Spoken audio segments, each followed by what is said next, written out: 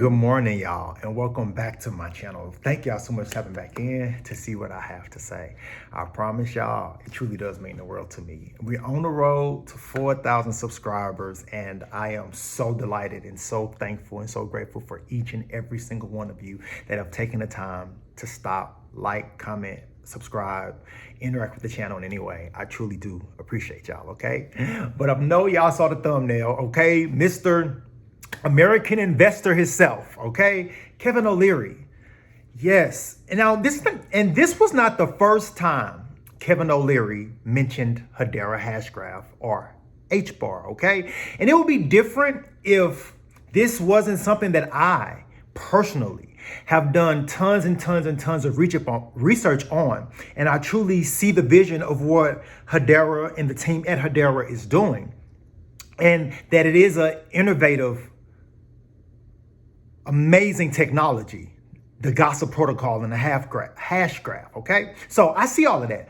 But to see now that you now have institutional level people, Kevin O'Leary is worth $400 million, okay? That's personal net worth, $400 million.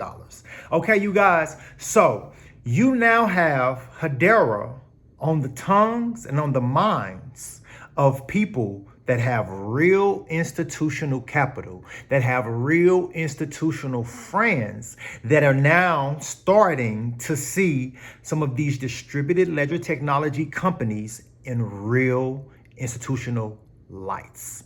This is the reason why, don't forget, Duncan Muir, the president of 21 Shares, said that the reason why they brought their ETP,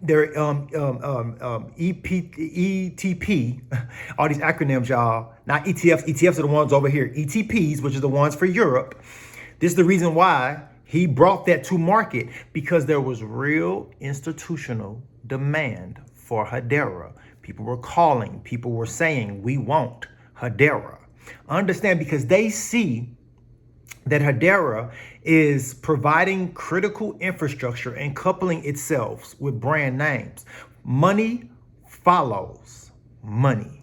Always understand that, okay? But here we go. This first video, he is talking about the distributed technology sector in all right now. We'll get to the Hedera stuff in a second, but this is important because he also mentions things like the Stablecoin Act. So it truly is showing you where the institutional mindset is shifting from crypto bad scam to crypto a legitimate piece of the sector and infrastructure for America's economy.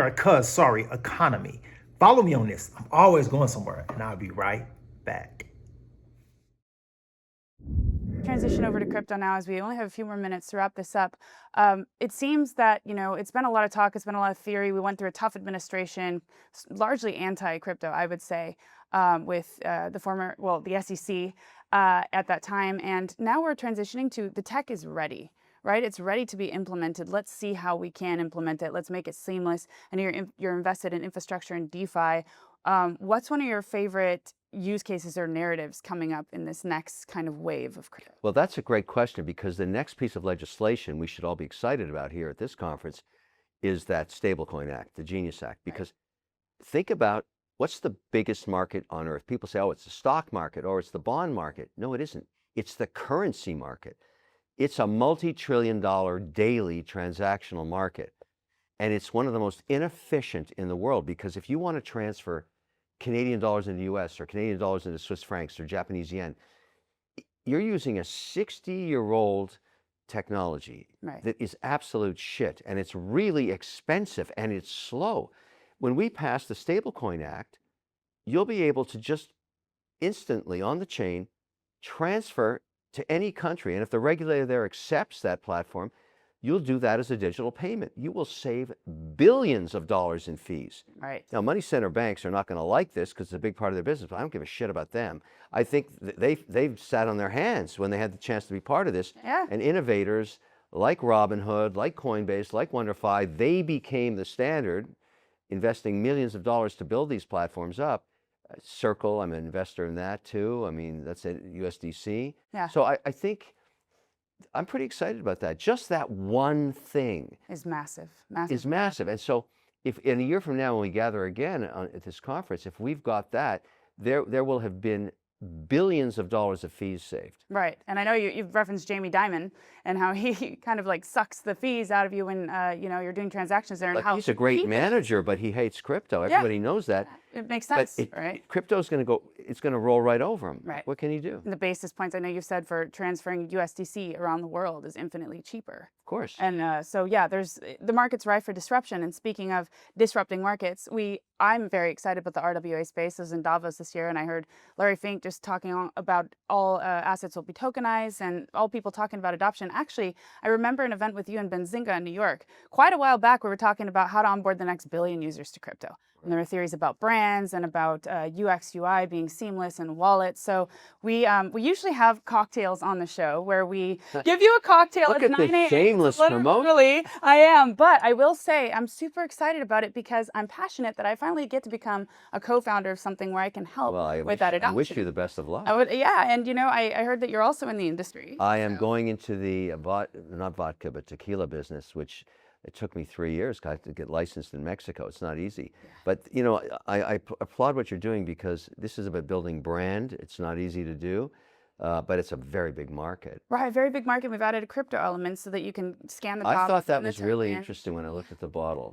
All-time high. It stands for ATH vodka. And it's a real-world use case where people get excited about it. They're interacting with crypto when they scan. They go into the app. They can purchase products at the bar where the bottles are stocked, and they don't even know they're doing it. And that's just one way of onboarding them. There's so many things around loyalty and trust and storytelling that you're absolutely good at. So on that note, what would you say to founders? Like, what are the biggest mistakes that crypto founders make in this industry?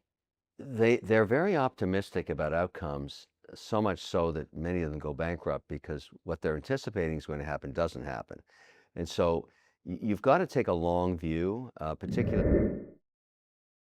Now, y'all just heard everything he had to say about the Genius Act, everything that he had to say about stable coins, all of those things, and understanding how that will fit into the facets of his actual businesses. He's like, this shift, this fourth industrial revolution, y'all, is happening. It truly, truly, truly is happening. And if you are coupling yourselves with players that are allowing the fourth industrial revolution to be a reality, because infrastructure, y'all, I can't stop saying it, because investing in infrastructure is how you truly become generationally wealthy, and where your money will live past you 2-3 lifetimes, generations, especially if structured properly. Like, follow me on this, because I'm always going somewhere, okay? But the part all y'all tuned in for, all right? He finna talk about HBAR specifically. But yes, he's talked about it several times, but I also want y'all to tap into the person who's interviewing him. She got extremely excited and had to interject not once, but twice about how she holds it in her portfolio. And so y'all, HBAR and what they are doing over there with everything that they have attached to Hedera to globally, it is insane. It truly is insane. I have another Hedera video coming out soon, and I think it's a little AI, but the way that it's talking and the things that it's showing you, that methodic roadmap that Hedera has done with being integrated into huge players, y'all, HBAR. But here we go, that video, and I will be right back. And we'll get on to a few more rapid fire rounds. I know you touched on this earlier. Ethereum versus Solana. What's your pick today? Solana. Okay. Biggest mistake crypto founders make? Lack of diversification. I would agree with you on that one. Most underrated crypto project right now? Oh, that's interesting. I would have to say, but I'm talking my book here. I think HBAR is going to be big. I really do. HBAR, that's one in our portfolio as well, and we're very excited about I own it, so I have to disclose that. But I think it's going to be big. No, absolutely. I would agree with you on that one. So as you can see, yes, he is team HBAR, and so is the host of the interview as well. Because Hedera, most people only get a small fraction of actually what Hedera is doing. Because which was funny, I had someone, which I thought was incredible. I did the Hedera video about Hedera in the oil industry and the carbon credits with B43 carbon that they're doing for them. And I had an exec from the oil industry leave a comment and say, I am an exec of the oil industry, and I didn't even know that this was going on. Which shows you that you truly have moves being made in the background, solidifying infrastructure. Follow what I'm saying about these companies. And Hedera is one of those ones facilitating global infrastructure. They are tackling your brand name products, your brand name companies, getting trusted by central banks, getting trusted by governments. These are things that I've already brought you. Six central banks in Africa. Their CBDC is being built on top of Hedera as we speak. You have Hedera doing things with the UK government. You have Hedera doing things with the US government and probably multiple other governments around the world. I bring you these things because it's like I say, if I try to do a Hedera video with everything they're doing, it would take 10, 11, 12, 13 hours and I probably still wouldn't be able to cover everything Hedera is doing in depth and in detail because it is truly that much. It's mind-blowing what they're doing. This is the reason why, y'all, Hedera is my number 2. They're second to me to Quant because Quant is infrastructure that's connecting all of these layer ones together. I know Hedera may be pushing to be the layer 1 or layer ones, but I believe it's going to be a collaboration and coalition of all these things together. And Quant is the infrastructure on top of all of that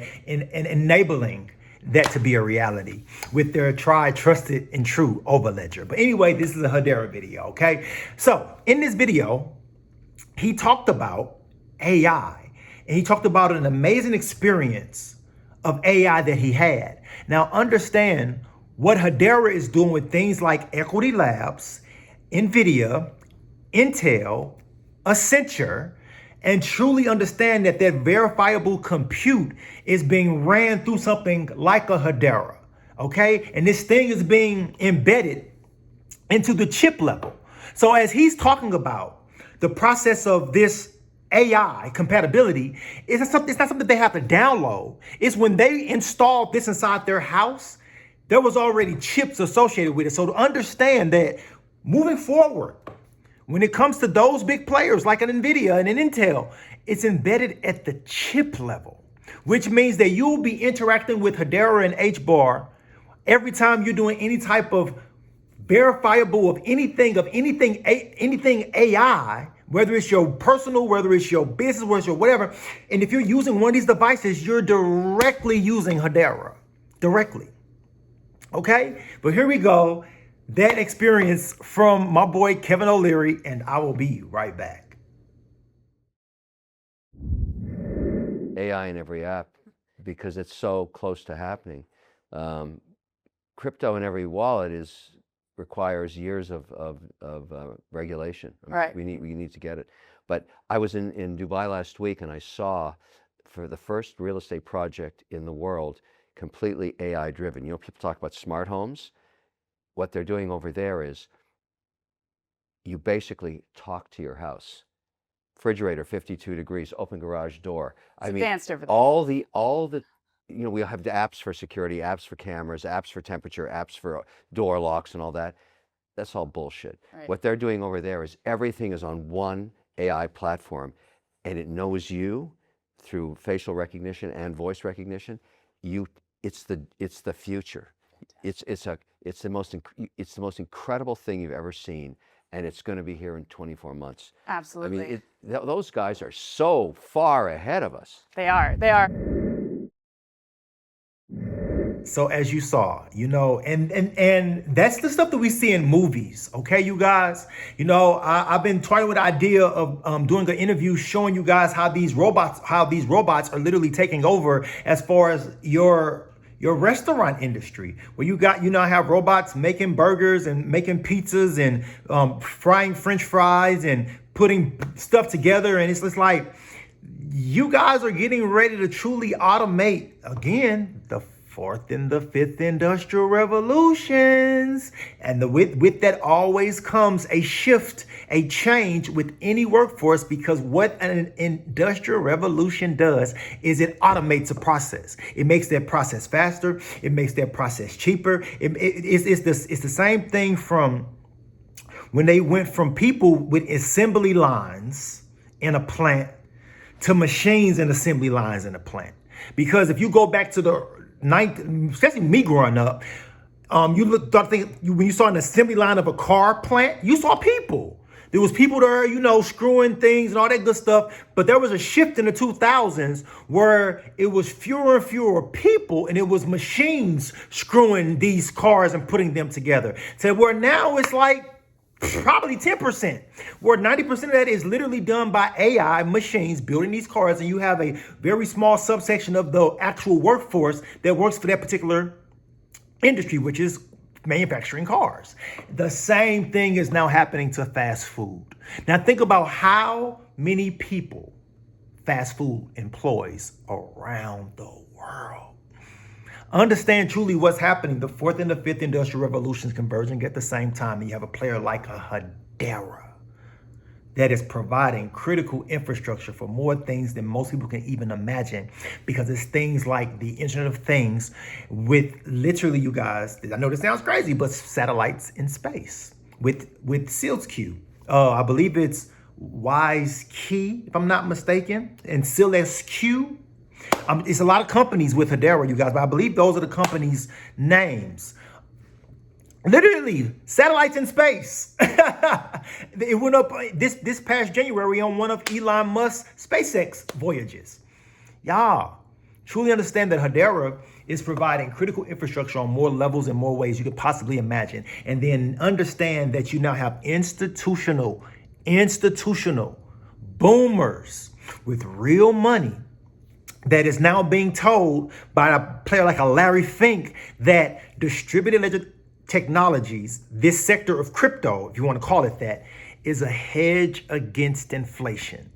Understand that. So if they're looking at Bitcoin as a hedge against inflation, that means that there has to be other enterprise level, enterprise grade opportunities for investment in this technology. And understand you have somebody like the World Economic Forum that just put Hedera on a major platform. I got a video coming out about it. Follow me on this. I'm always going somewhere. But anyway, if y'all made it all the way through this entire video, type in HBAR, because although their name is Hedera, they'll be known around the world as HBAR. Follow me on this, because I'm always going somewhere. Till the next time, y'all already know. I appreciate y'all. Type in HBAR, and I know y'all made it all the way through this whole video. Till the next time. Peace out.